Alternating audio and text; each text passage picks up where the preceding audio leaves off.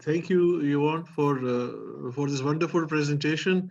Do we have a few minutes for a question from my side? Yes, Actually, I absolutely. think in the question which I had, I think you answered it in your presentation, but about symbolism. But I just, maybe if you can dwell on it a little bit more, because my question was this: that how do you imbibe your projects with symbolic elements of architecture, which you have done through the context, and each of your project responds differently to its context and to its culture, and the symbolism which it generates, and it's in a very abstract way, and it's in a very profound way. Now, how do you do it? I mean, is it just intuitive, or is it you do research, or is it just intuition, or is it just what you are? Is it your sensitivity which which is there, which other people don't have? I mean, we have this debate going on in our country about symbolism, and there's a lot of confusion here. But I think in your projects, it just comes through seamlessly, effortlessly. We just talk about it a little bit. I don't think anything is done effortlessly, Sikandar. As I said, I mean, when I talk about Shelley and myself and our directors and our team, it's a research. It's like a research institute. When we start in Toulouse, or when we start in Lima, or like in Lima, one of our architects had spent some time in Peru, and she talked about how friendly and open and outdoor life of the Peruvians, and brought a sense of the people.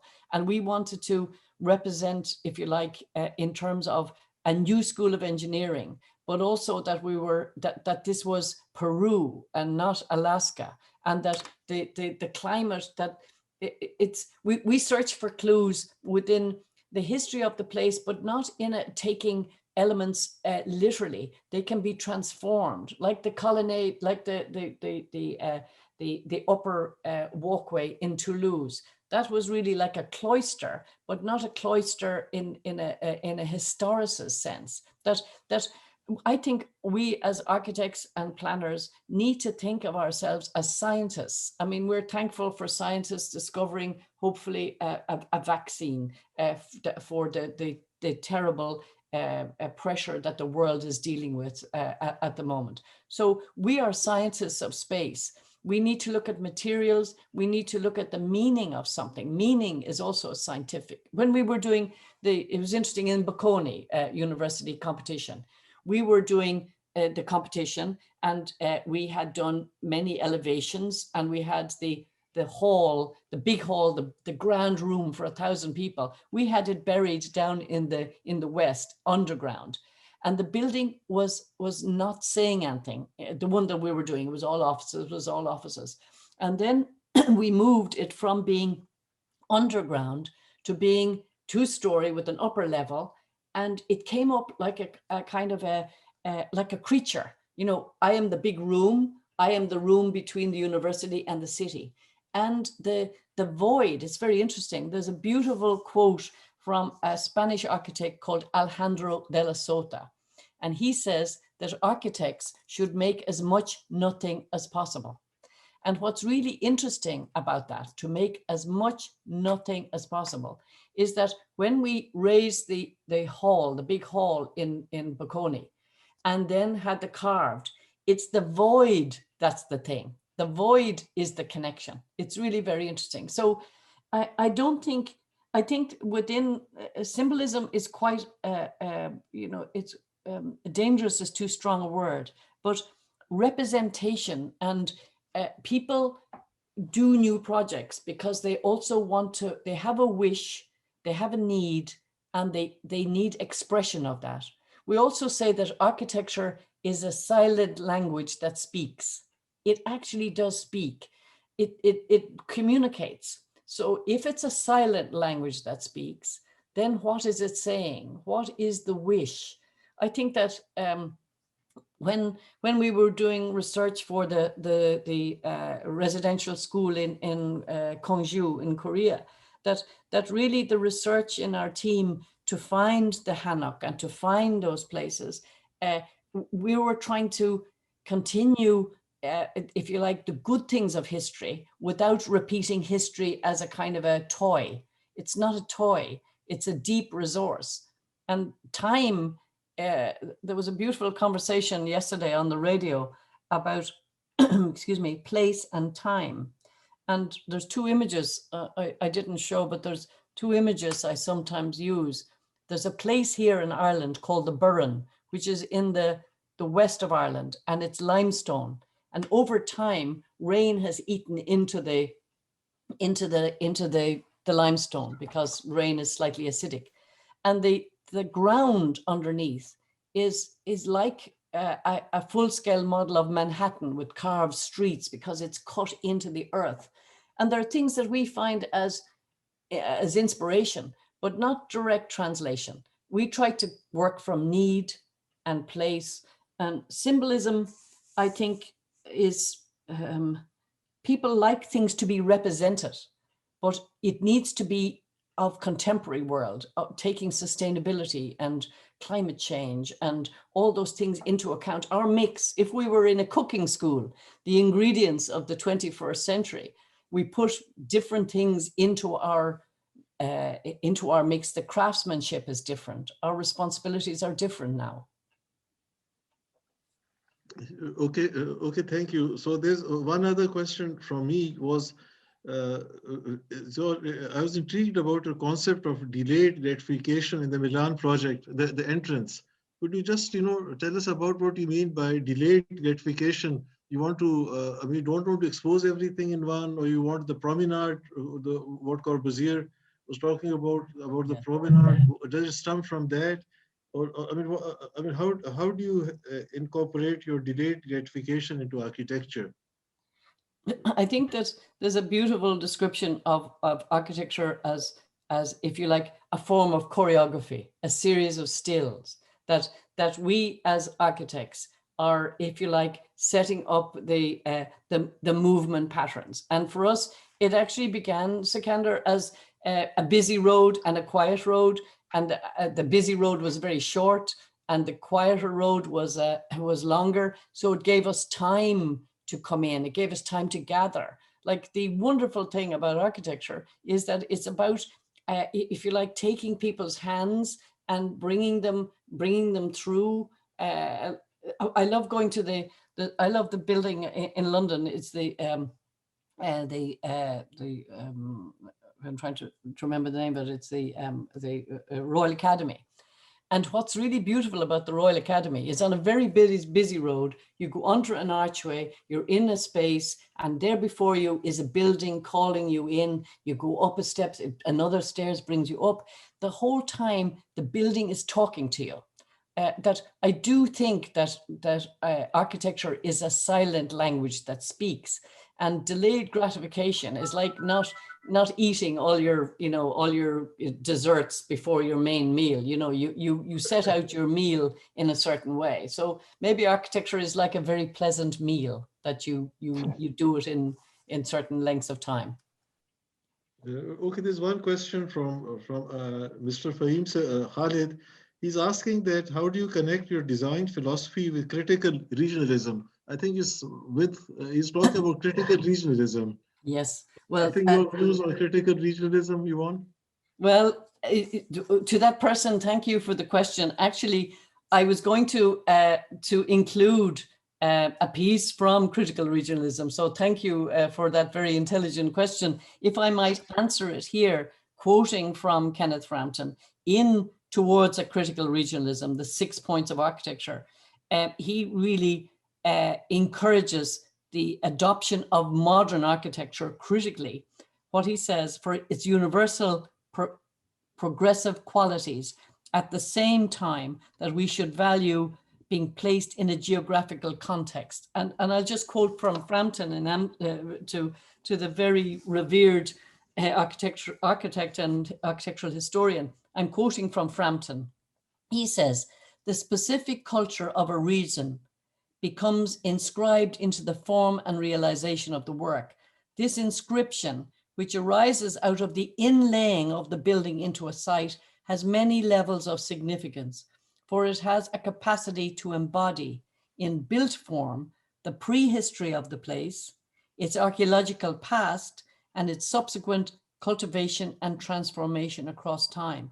And I really respect that question, because critical regionalism excuse me, was really very important for Ireland. In the 1970s, just after John and Sikandar and I met, we were qualified, and I went to Switzerland, and there was an amazing exhibition in Switzerland, in Ticino, in the place where Shelley and I now teach in Ticino. And what was really interesting about critical regionalism is that Switzerland at the time was a very small country dealing with architecture that responded to place. And we invited Mario Botta, who was a young architect at the time, to come to speak in Dublin, where he did in the National Gallery, to a packed house, speaking in Ticino, Italian, and translated by the great architect, Patrick Hickey. It was a wonderful time. And really, that's a brilliant question from that person, because critical regionalism has affected Switzerland, and it has affected Ireland, and it has affected deeply the way we think, because it's about place, about culture, about, if you like, how that architecture is in fact building a new crust on the earth, and that the influence of Kenneth Frampton in his thinking and his critical regionalism is really an incredibly powerful architectural kind of focus. And it has enriched Shelley and I and other architects' thinking. And I think it's, thank you for the question, because it's something I was going to include in this morning's talk, but is very close to our hearts. And I think that it's going back to the question about symbolism as well. It's kind of beyond symbolism. It's digging into the earth to find, like, it's amazing when when you go to scientific, especially astronomers or astrologists or sciences that cut through the earth itself, and you see that it's a warm core, and that we're on this tiny little lip on the outside. And then as architects and planners, we're modifying that crust. I think that critical regionalism is saying that if you build in Alaska, it's different than if you build in Panama. If you build, where you build on the earth matters, and what we do with the resources of the earth matters. So I would say critical regionalism is a really important point of discussion. So thank you for that really insightful question. Thank you, Yvonne. I'll go over to Mr. Arif Jangezi. Can you, if you can sum up this thing, because I think Yvonne has some time limits also. So if you can sum up and, some of the proceedings, and I would also like to thank Yvonne for spending her time being with us and answering our questions also, and showing her the wonderful work which we have here. And we're all very, very inspired. But I think we'll do better work now, all of us. Okay, thank you, Sikandar Saab. It's a great honor for me to give this concluding remarks on the lecture by the laureate of Pritzker Award 2020 architect Yvonne Farrell, showing us the remarkable projects of Grafton Architects. I'm sure, like me, the audience was equally thrilled to see you sharing your valuable experiences as an expert. They would have loved to hear more had it not been for the lack of time. I want to use this brief note to thank architect Yvonne on the excellent presentation. It was nothing short of incredibly informative and interesting. The remarkable architecture project that's shared by her had one thing in common, that all of them were adding value to the built environment of the city, giving respect to the culture, history of the place, climate, and environment, in line with the sustainability goals, and at the same time responding to the local context of the site. Out of the 9 magnificent projects that were shared by architect Yvonne, I would mention the the two educational projects of Grafton Architects, namely the university campus at Lima, Peru, and the other one is the University of Bocconi at Milan. The university building at Lima, Peru must have been the most challenging, located on a difficult site in a busy urban context. The campus building is providing excellent interactive spaces for the users, responding to the climate conditions and referencing Lima's terrain, and at the same time bringing in abundant natural light and sea breeze deep inside the building is a perfect precedence set for us to follow in our own cities as well. As the importance of sustainable design grows, passive strategies like basic daylight and air circulations have become critical in reducing the impact of the built environment. As for the university campus at Milan, the winner of the World Building of the year 2008, I think, the massive, elegant, stone-cladded campus building and the heart of Milan is also famously called a small city in the city, and rightly so.